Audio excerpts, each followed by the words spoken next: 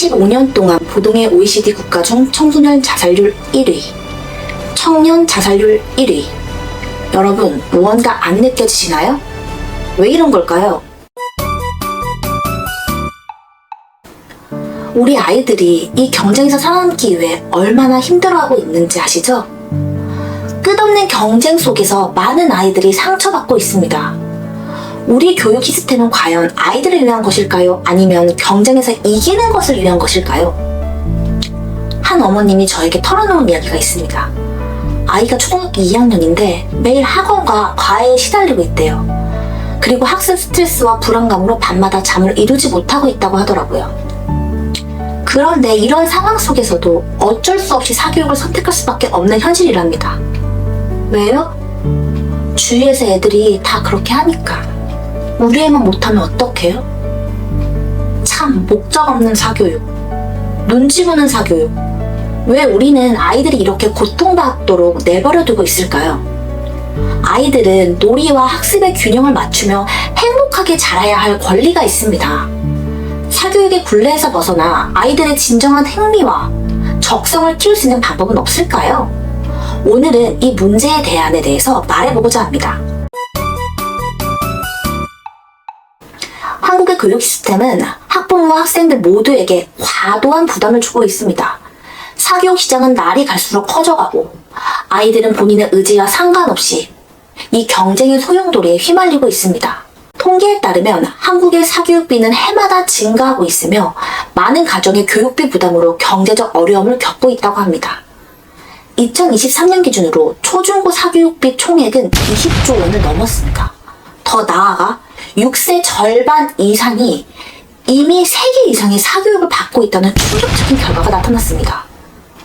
영유아 사교육 실태와 관련된 연구에 따르면 많은 학부모가 자녀가 2세에서 5세에 이르기까지 사교육을 시키고 있으며 이로 인해 아이들의 하루 일과가 매우 바쁘게 구성되어 있다고 합니다. 학부모들은 자녀가 초등학교에 잘 적응하고 좋은 대학에 진학하여 성공적인 미래를 보상받기 위해서 사교육을 선택한다고 합니다. 심지어 영어 유치원 입학을 위한 테스트를 보려고 재수까지 시키는 4세 고시라는 용어가 나오기까지 합니다. 이러한 사교육이 과연 아이들에게 긍정적인 영향을 미치는지에 대한 의문이 제기되고 있습니다. 사교육이란 본래 학교 교육을 보충하기 위한 것이지만 현재는 필수적인 교육의 일부가 되어버렸습니다. 이로 인해 아이들은 과도한 학습량에 시달리며 이는 스트레스와 학습에 대한 흥미의 상실로 이어집니다. 조기 사교육은 특히 영유아기 아이들의 사회적, 정서적 발달에 부정적인 영향을 미칠 수 있으며 지나친 사교육은 아이들의 놀이 시간과 휴식 시간을 빼앗아 전반적인 삶의 질을 떨어뜨리게 됩니다.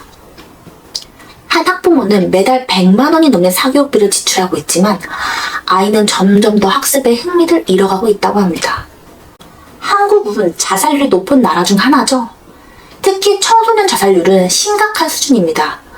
2023년 기준으로 한국의 10대 자살률은 OECD 국가 중 가장 높습니다. 이는 조기 주입식 교육과 과도한 경쟁이 큰 원인으로 지목되고 있다는 사실을 기억하시길 바랍니다. 일부는 사교육이 성적 향상에 도움이 된다고 주장할 수 있습니다. 그러나 그것은 단기일 뿐입니다.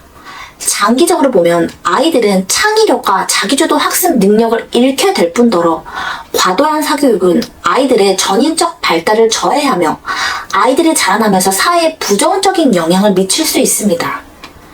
사교육 대신 아이들의 흥미와 적성을 고려한 교육 방법을 도입해야 합니다.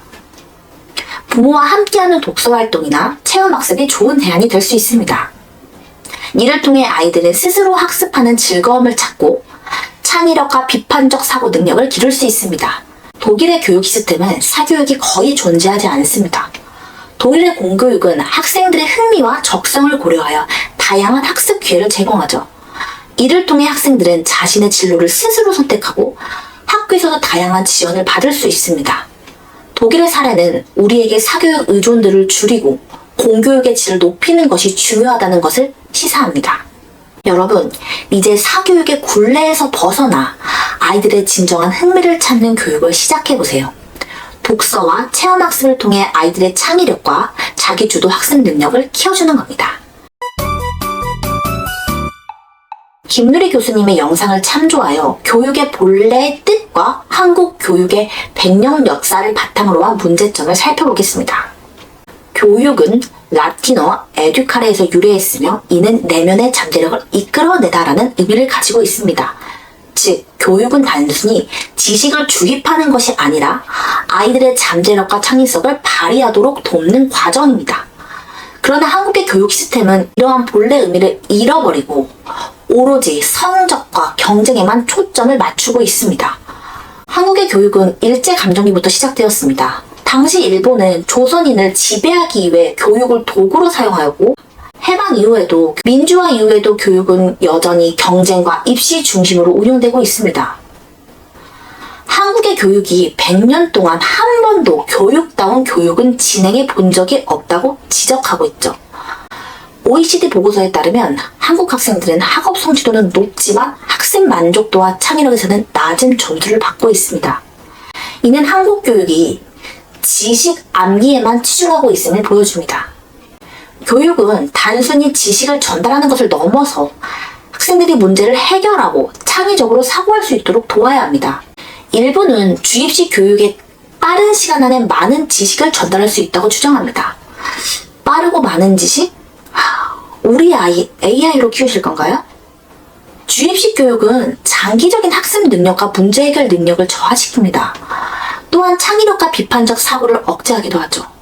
이러한 결과는 어떤 문제가 닥쳤을 때 어떻게 해결해야 할지 모르고 사회적 상호작용 능력이 떨어져 아이들이 성공과 행복에 부정적인 영향을 미칠 수 있다는 겁니다.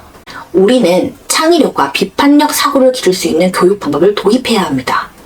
우선 가정에서부터 시작해 보실까요? 예를 들면 가정에서 비상상황, 화재나 지진 등에 대비한 가정 내 대처 계획 프로젝트를 세우는 겁니다. 비상키트를 준비하고 각각 대피 경로를 계획하며 상황에 맞는 대응 방안을 연습하는 거죠. 프로젝트를 기반으로 목표를 세우고 문제 해결 학습을 통해 아이들은 안전의식과 계획 및 조직화, 의사소통을 배울 수 있습니다. 또한 실제 생활에서 적용 가능한 지식과 기술을 습득하여 창의력과 비판적 사고를 자연스럽게 키울 수 있는 거죠. 이제는 등원 후 아이의 눈을 바라보고 꽃님아, 오늘 잘했어? 오늘 뭐 배웠어? 가 아닌 꽃님아, 오늘 재밌었어? 오늘은 어떤 걸 질문했어? 이렇게 이야기를 한번 해보세요. 우리 아이들이 창의력과 비판적인 사고를 지니고 행복한 미래를 바라볼 수 있도록 우리 엄마, 아빠가 일어나야 할 때입니다. 능력주의라는 말을 들어보셨나요? 한국 사회에서 능력주의는 아주 중요한 개념으로 자리 잡고 있습니다.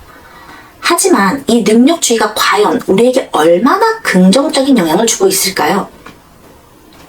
영어 유치원을 다니는 소라는 유치원 수업 외에도 매일 수학, 과학, 과외를 병행하며 공부하고 있습니다.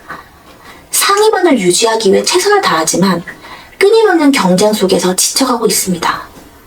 소라 부모님은 더 나은 초등학교, 중학교, 고등학교, 대학, 직장을 위해 어릴 적부터 사교육에 몰아넣고 있지만 그 과정에서 소라는 무기력해지고 자신을 잃어가고 있습니다. 이처럼 한국의 능력주의는 많은 사람들에게 무한한 경쟁과 스트레스를 주며 사교육 문제를 더욱 심화시키고 있습니다. 능력주의로 인한 문제점들을 살펴보겠습니다. 능력주의는 개인의 성취를 강조하지만 결국 개인의 성과와 성적을 절대적인 기준으로 삼기 때문에 학생들은 끊임없이 더 나은 성적을 위해 경쟁하게 됩니다. 연구에 따르면 한국의 학생들은 세계에서 가장 높은 수준의 학업 스트레스를 경험하고 있으며 이는 사교육의 무한 경쟁으로 인한 것이라고 합니다. 일부는 능력주의, 경쟁이 성과를 높인다고 주장할 수 있지만 지나친 경쟁은 오히려 학습 동기를 떨어뜨리고 학생들의 전반적인 행복도를 낮추는 결과를 초래할 수 있습니다. 능력주의 교육은 불평등을 심화시킵니다.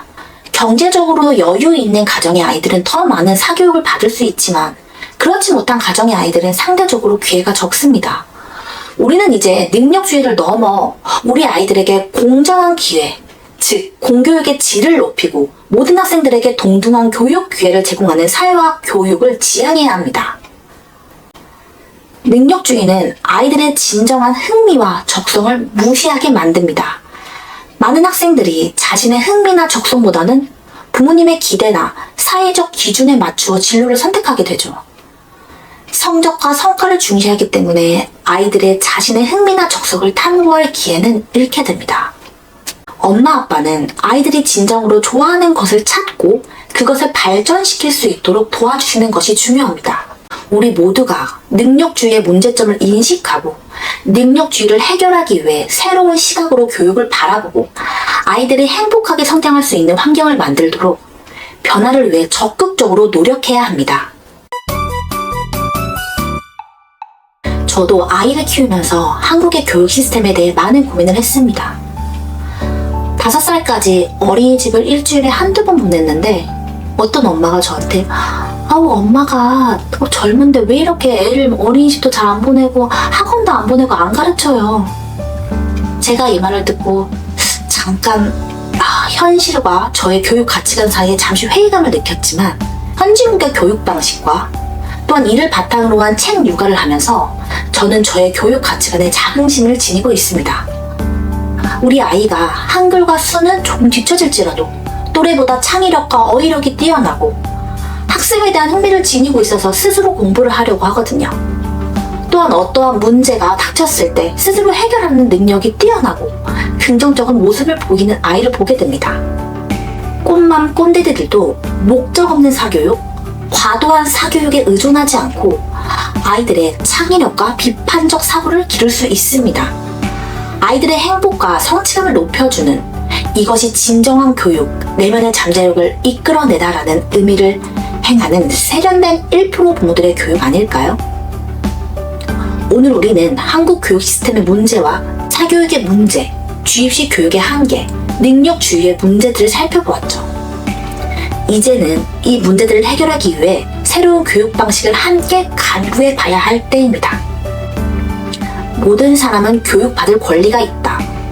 그러나 그 교육은 주입식이 아닌 창의성과 독립성을 기르는 것이어야 한다. 더 나은 교육 시스템을 위해 우리 아이들의 행복한 미래를 위해 함께 노력하고 연구해 봅시다. 좋아요와 구독은 사랑입니다. 감사합니다.